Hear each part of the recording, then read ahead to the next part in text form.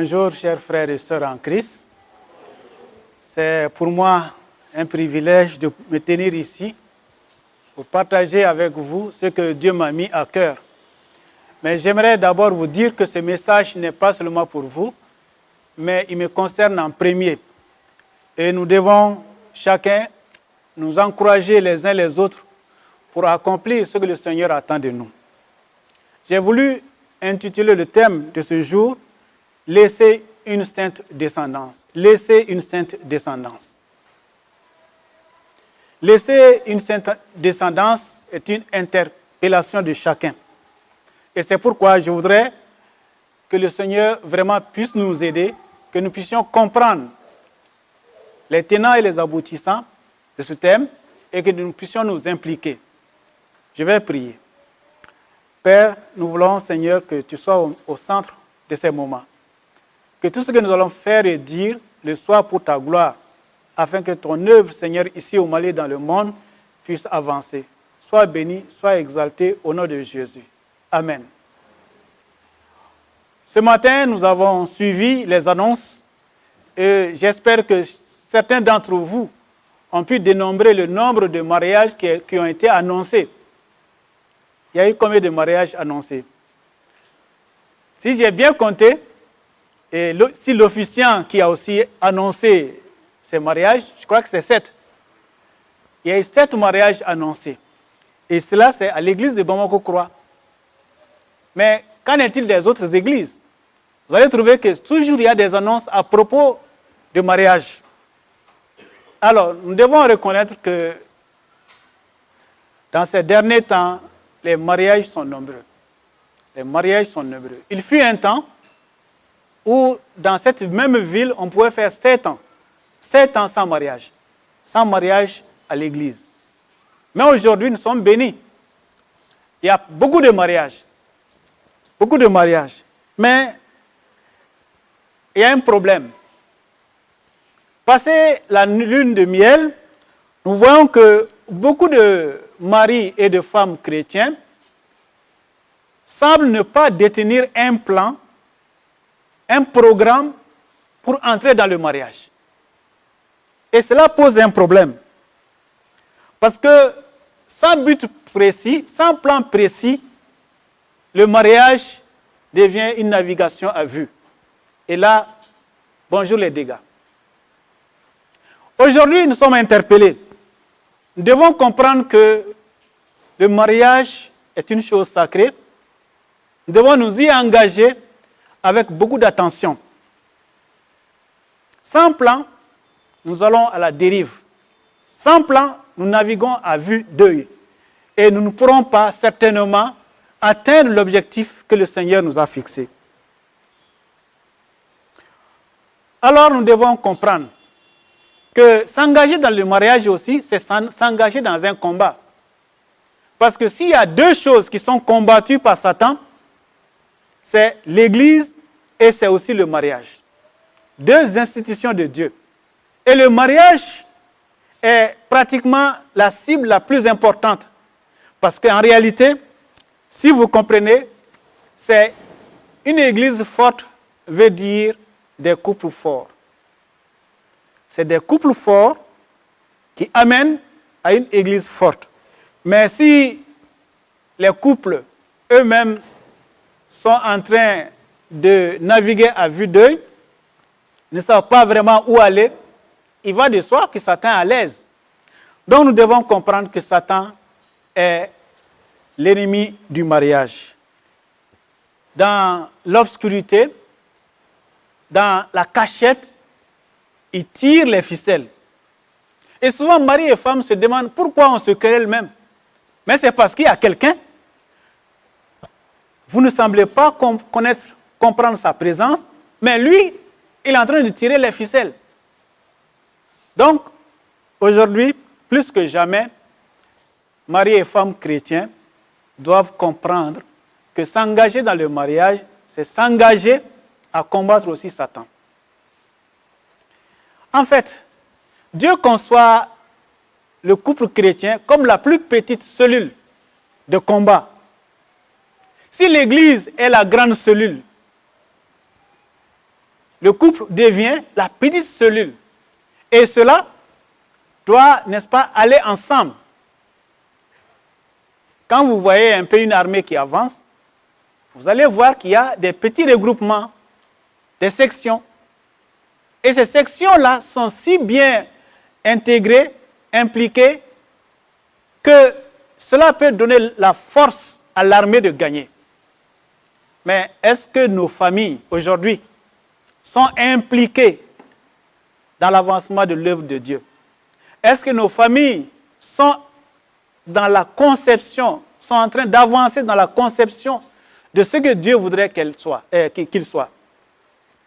Donc nous devons comprendre cela. Alors, ceci dit, nous allons faire quelques rappels. Certains pourront croire que mon message là n'est pas vraiment le bienvenu. Il serait bon de le donner dans les séances de mariage. Mais j'aimerais dire que c'est devenu un problème parce qu'il semble que les messages sur le mariage ne peuvent être donnés qu'aux cérémonies de mariage. Mais pourtant, nous avons plein de couples qui remplissent nos églises et qui ont besoin d'entendre les messages. Donc après les formations qu'on donne à mari et femme pour entrer dans le mariage, c'est fini. C'est le blackout, on n'entend plus rien. Mais alors comment est-ce que mari et femme chrétiens vont se diriger? Donc c'est pourquoi je voudrais faire un appel à nos leaders ecclésiastiques pour que nous puissions vraiment avoir des messages qui s'adressent au couple. Donc je disais que j'allais faire un rappel. Le rappel, la première chose, c'est que nous devons comprendre que le but du mariage, c'est l'unité. Dieu n'a pas créé le mariage pour autre chose. Il a créé pour que mari et femme puissent être un. Comme lui, Dieu, il est un. Et si nous comprenons cela, cela nous aide. Les Bamara ont coutume, quand ils veulent établir une nouvelle famille, les vieilles mamans amènent 3 grandes pierres pour mettre la marmite. Et cela est significatif. Mais nous n'allons pas prendre le sens qu'elles mettent dans cela, mais nous allons prendre un sens plutôt qui vient, n'est-ce pas, de Dieu. La première pierre, qui est la pierre la plus importante, c'est Dieu. Et les 2 autres pierres, c'est mari et femme. Donc, si nous comprenons cela, alors cela va nous aider à comprendre que quand on parle du couple, on est en train en fait de parler de cette unité-là entre mari et femme, mais aussi entre le mari et la femme et Dieu. Parce que si cela n'est pas, nous sommes en train de faire quelque chose qui est à l'encontre même de Dieu. Dieu qui a institué le mariage veut être consulté, veut être impliqué dans la gestion du couple. Nous devons comprendre cela. La deuxième chose que nous devons comprendre comme rappel, c'est les objectifs du mariage selon Dieu. Le premier objectif que Dieu a fixé pour le mariage, c'est que l'homme et la femme puissent refléter l'image de Dieu. Refléter l'image de Dieu. Montrer dans une certaine mesure dans le monde qui est Dieu, comment est Dieu, comment il manifeste son amour. Dans Genèse 1, le verset 26 à 27, nous trouvons ceci. Puis Dieu dit, faisons l'homme à notre image, selon notre ressemblance, et qu'il domine sur les poissons de la mer, sur les oiseaux du ciel, sur le bétail, sur toute la terre et sur tous les reptiles qui campent sur la terre. Dieu créa l'homme à son image, il le créa à l'image de Dieu, il créa l'homme et la femme. Voilà le but que Dieu poursuit. Dieu voudrait que nous comprenions bien cela. Nous ne sommes pas là pour faire plaisir en tant qu'hommes et femmes, nous ne sommes pas là pour faire plaisir à nous seulement, mais nous devons d'abord faire plaisir à Dieu, refléter l'image de Dieu, montrer aux hommes que Dieu est bon, que Dieu agit dans l'unité et que Dieu est toujours un Dieu secourable. Est-ce que nos familles sont en train de refléter cela? Le deuxième objectif que nous devons accomplir en tant que mari et femme, c'est se compléter mutuellement. Genèse 2, verset 18 dit ceci. Genèse 2, 18. L'Éternel Dieu dit, « Il n'est pas bon que l'homme soit seul. Je lui ferai une aide semblable à lui. » Et ça, c'est très important. Dieu a compris que même après toute cette créature-là, toutes ces créations, que l'homme demeure seul. Mais pourtant, il y avait des animaux à côté de l'homme. Mais Dieu a trouvé que cependant, l'homme était seul. Il fallait quelqu'un, son vis-à-vis, qui puisse l'aider. Et c'est pourquoi Dieu a voulu que l'homme et la femme puissent entrer dans le mariage et se compléter mutuellement. Ces deux premiers points sont très souvent évoqués lors des séances de mariage. Refléter Dieu et se compléter mutuellement. Mais il y a un point sur lequel très souvent on ne revient pas. C'est pourquoi je voudrais axer ce message sur ce point-là, qui est le troisième objectif. Quel est le troisième objectif du mariage? Le troisième objectif du mariage, c'est laisser une sainte descendance. Laisser une sainte descendance. On ne se marie pas pour se marier. On ne se marie pas pour se faire plaisir. Il y a même certains qui disent on se marie pour avoir des enfants. Mais laissez-moi vous dire que dans la compréhension de Dieu, dans le plan de Dieu, le mariage avait un autre but. C'est laisser une sainte descendance. Quand nous regardons ce que Dieu dit, dans Genèse chapitre 1, verset 28, on dit, Dieu les bénit et Dieu leur dit, soyez féconds, multipliez, remplissez la terre. Certains pourraient comprendre que Dieu voulait que les hommes, maris et femmes, puissent se multiplier sur la face de la terre. Et si cela était, ils ont accompli ainsi la volonté de Dieu. Mais comment alors comprendre que dans Genèse chapitre 6, le verset 11 à 13, qui est quelque chose qui semble être quelque chose qui va à l'encontre de cela. Dans ce passage, nous lisons, la terre était corrompue devant Dieu. La terre était pleine de violence. Dieu regarda la terre et voici, elle était corrompue, car toute chair avait corrompu sa voix sur la terre. Alors Dieu dit à Noé, la fin de toute chair est arrêtée par devers moi, car ils ont rempli la terre de violence. Voici, je vais les détruire avec la terre. Quand on lit ces deux passages, on semble dire, mais il n'y a pas de logique dans ça. Dieu te dit qu'il faut qu'ils remplissent la terre. Ils ont rempli maintenant la terre et tu décides de les détruire. Il y a effectivement une logique. Parce que Dieu veut que la terre soit remplie, mais pas de violence. Dieu veut que la terre soit remplie, mais d'une sainte descendance. Dieu veut que la terre soit remplie d'hommes et de femmes craignant Dieu.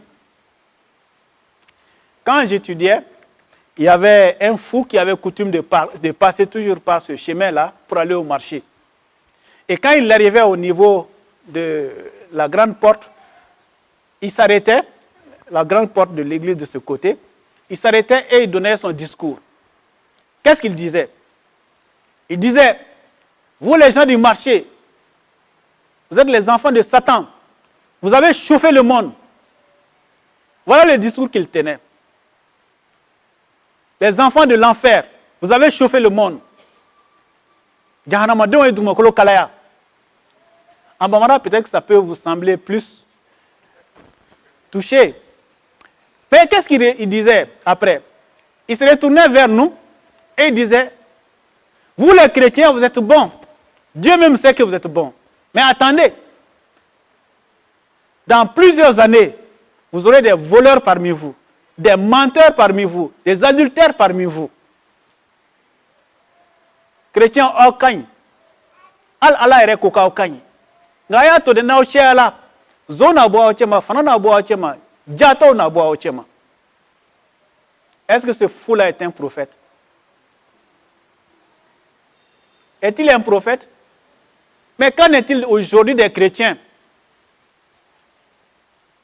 Nous devons comprendre que, certes, Dieu veut que les hommes soient nombreux sur la terre, mais il voudrait qu'il y ait d'abord la qualité, une sainte descendance. Alors, la question qu'on pourrait se poser, est-ce que moi, je suis une sainte descendance? Parce que pour vouloir trouver une sainte descendance, il faudrait que toi-même, tu sois une bonne graine. Mais si toi-même, tu es une mauvaise graine, alors qui va, n'est-ce pas, accepter de prendre la mauvaise graine?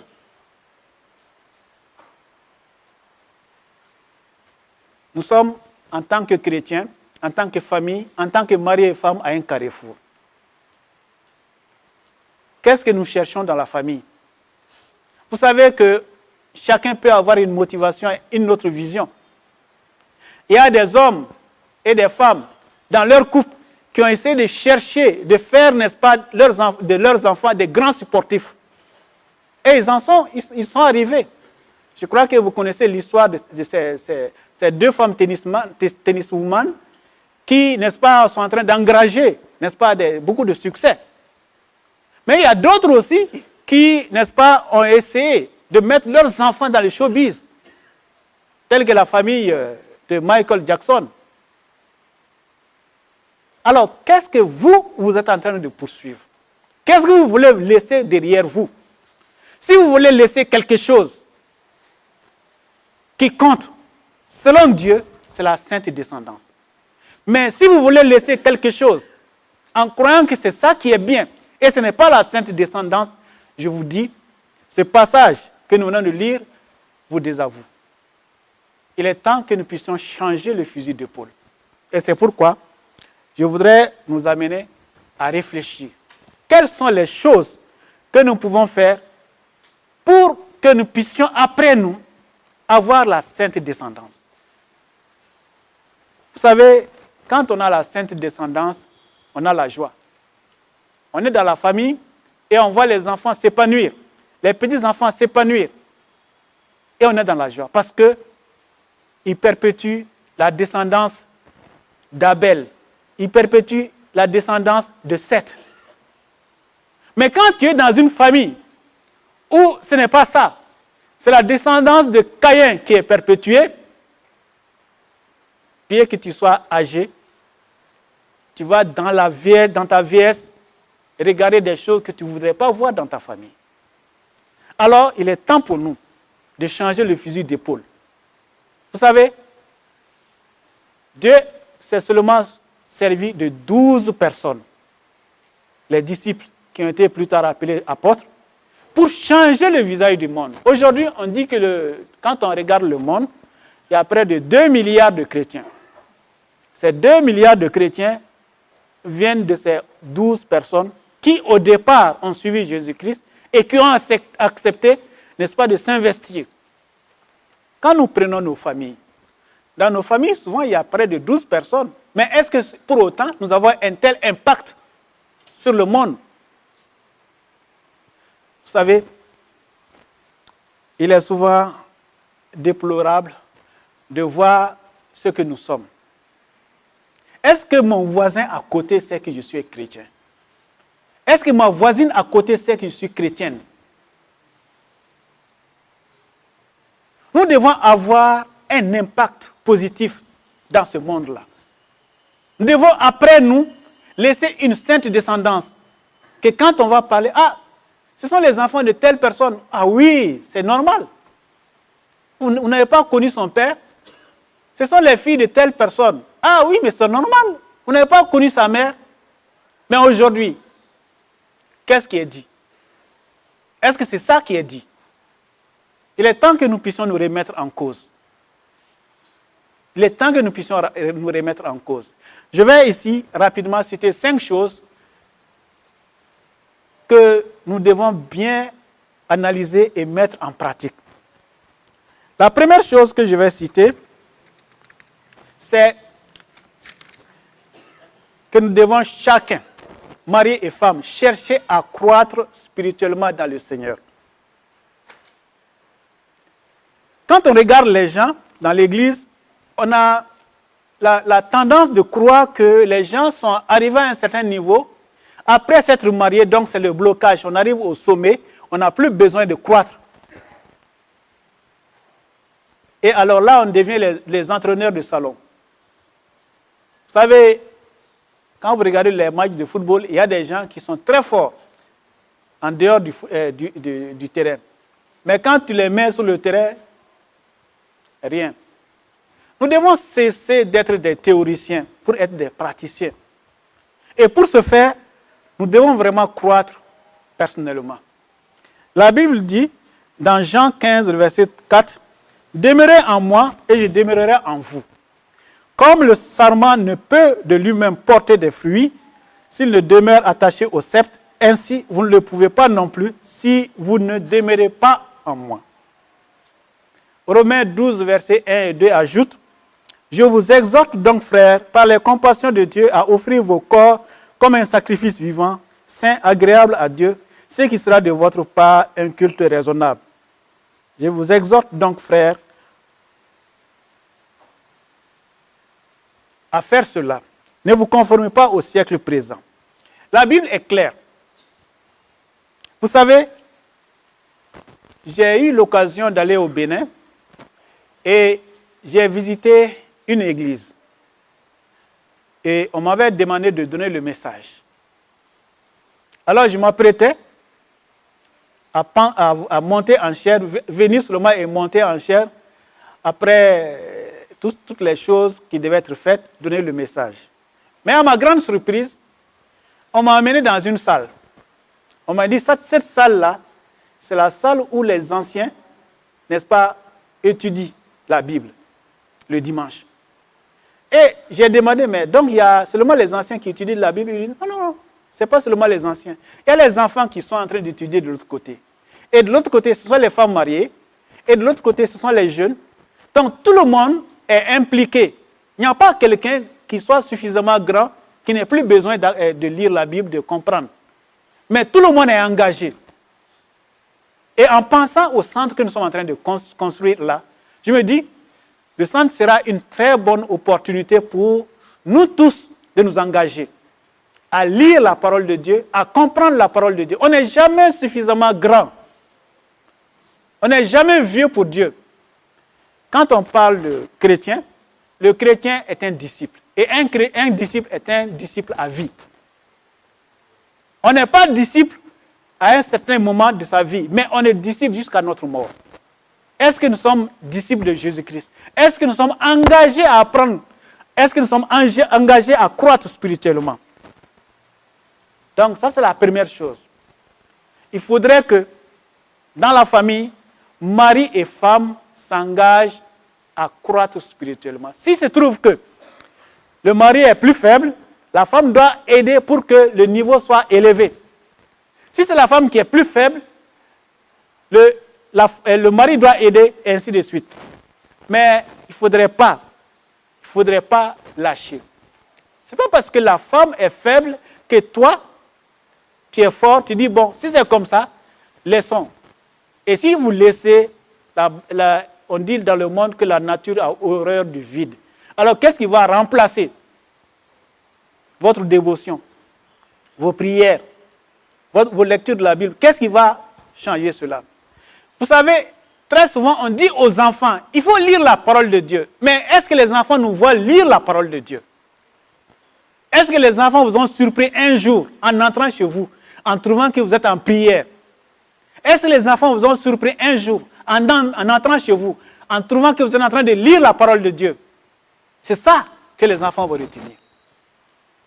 C'est ça que les enfants vont retenir. Mais si vous dites, lisez la Bible, les enfants, vous savez, quand vous lisez la Bible, vous avez beaucoup de trésors dans la Bible. L'enfant va dire, mais dans tout ça, papa, qu'est-ce qu'il pense de moi? Il m'a dit de lire la Bible, mais moi-même je le vois, jamais lire la Bible. C'est quand on va à l'église là qu'il prend sa Bible.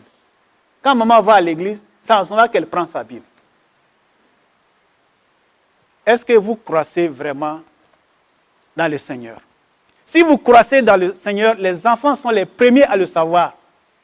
Mais si votre vie chrétienne, c'est seulement le dimanche, alors venez vous asseoir, les enfants ont compris. Ils ont tout compris d'après un chanteur. Ils ont tout compris. Ils vont aussi prendre la même couleur. Ils vont prendre les mêmes habitudes. ils ne vont venir qu'à l'église qu'avec la Bible. Et après là, ils vont déposer la Bible jusqu'au dimanche prochain. Il est temps, frères et sœurs, que nous comprenons que nous avons un impact significatif à poser dans la vie de nos enfants. La deuxième chose que nous devons faire, c'est élever nos enfants dans la piété. Le passage, c'est Psaume 112, versets 1 à 2. Qu'est-ce que ce passage dit? Louez l'Éternel, heureux l'homme qui craint l'Éternel, qui trouve un grand plaisir à ses commandements. Sa postérité sera puissante sur la terre, la génération des hommes droits sera bénie. Vous serez bénis. Mais il est dit aussi, votre génération sera bénie. Le fait d'élever les enfants dans la piété ne doit pas venir comme un accident. Ça doit être quelque chose de programmé. Quand votre enfant a moins de 2 ans, qu'est-ce que vous lui offrez comme cadeau? Certains offrent des armes, un petit fusil ou encore une poupée. Mais est-ce que vous avez eu à désir d'offrir quelque chose qui va attirer l'enfant vers la parole de Dieu, vers Dieu? Avez-vous une fois offert une Bible à l'un de vos enfants? Ou bien dites-vous, quand il aura de l'âge, il va acheter sa propre Bible. Nous devons comprendre que, en fait, la Bible, là, la vie chrétienne plutôt, est une question de pratique. Ce n'est pas de la théorie. Avec la théorie, personne ne va s'engager. Les enfants ont besoin de nous voir vivre la vie chrétienne. Et c'est cela qui va les aider. Alors, mari et femme ont des tâches précises. Quand on prend le mari, par exemple, le mari est le pasteur de la famille. Il est le pasteur de la famille. Qu'est-ce que je veux dire? Ça ne veut pas dire qu'il n'y a pas de pasteur dans l'église. Non, le pasteur de l'église reste toujours là. Mais le mari est le pasteur de sa famille. C'est lui qui doit diriger sa famille. Il est le berger de sa famille. 1 Pierre 5, verset 2 à 3 dit: Paissez le troupeau de Dieu qui est sous votre garde, non par contrainte, mais volontairement selon Dieu, non pour un gain sordide, mais avec dévouement, non comme dominant sur ceux qui vous sont échus en partage, mais en étant les modèles du troupeau. Le mari doit être le pasteur de l'église, de sa famille. En d'autres termes, s'il y a des exhortations à donner, le mari doit être préparé pour faire cela. N'attendez pas que le pasteur vienne dans votre famille pour donner des messages bibliques. C'est vous. C'est à vous que Dieu a donné cette responsabilité. Cela vous incombe. Vous devez donner la parole dans votre famille. Mais si vous dites à les enfants, apprenez et regardez une chaîne là, chrétienne là, où vous allez écouter la parole de Dieu, vous avez lâché votre travail. Nous devons comprendre que c'est nous, en tant que mari, qui devions transmettre la parole à nos enfants. Ils comprennent mieux. Là, quand nous regardons aussi la tâche de maman, qu'est-ce que maman fait? Maman est la bâtisseuse du foyer. Proverbe 31, verset 27 dit, en parlant de maman, elle veille sur ce qui se passe dans sa maison et elle ne mange pas le pain de paresse. Voilà, les rôles sont bien répartis. Si le mari est le pasteur, maman est celle qui bâtit la maison, qui bâtit, chaque jour qui est en train de réfléchir au bon devenir de la famille. Alors, pour cela, il y a 3 choses qu'elle fait. Elle doit prendre du temps pour lire la parole de Dieu elle-même, pour comprendre. Mais elle doit aussi prier assidûment pour son mari et pour ses enfants. Vous savez, quand on prend l'homme et la femme, on a vu que dans la réalité, les femmes chrétiennes sont plus habilitées, sont plus enclins à prier que les hommes. Alors, si vous ne priez pas, madame, pour votre famille, sachez que vous êtes en train de laisser un grand vide. Et vous savez que Satan aime ça. Comme je l'ai dit, Satan est l'ennemi du mariage. Il va l'utiliser. Il va l'utiliser pour faire mal.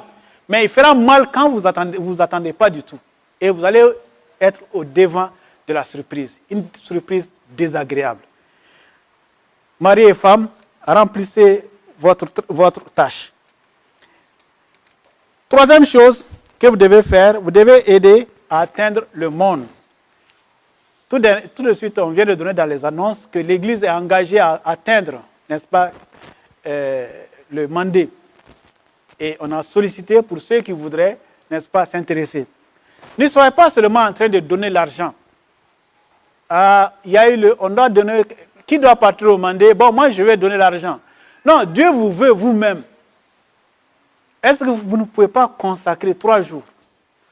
Vous ne pouvez pas consacrer 1 semaine selon votre programme pour aller. Et si jamais votre programme est trop coincé, est-ce que vous ne pouvez pas aussi aller visiter ces gens-là?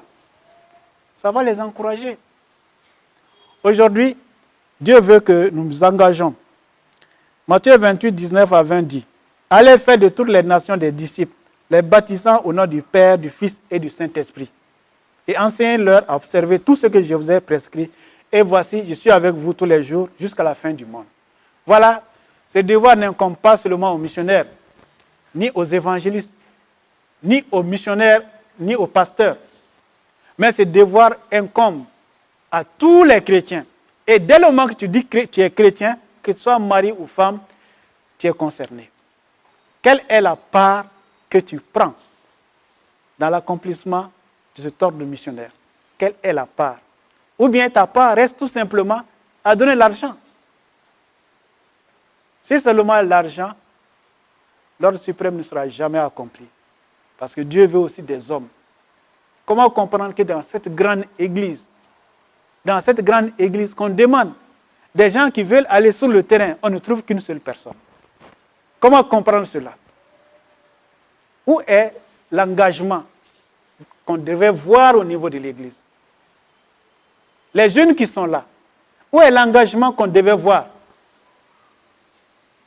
Moi, j'encourage vraiment qu'on reprenne certaines choses. Dans le temps, il était question chaque semaine de marcher dans ce quartier de Bamako-Kura. Et on prenait les axes, les rues. On essayait de parler de Jésus avec des brochures. On distribuait aussi souvent même des brochures des Bibles. Mais nous sommes ici, à Bamako-Kura. Mais est-ce qu'à côté, même les gens savent ce que c'est que Jésus-Christ? Est-ce que les gens savent?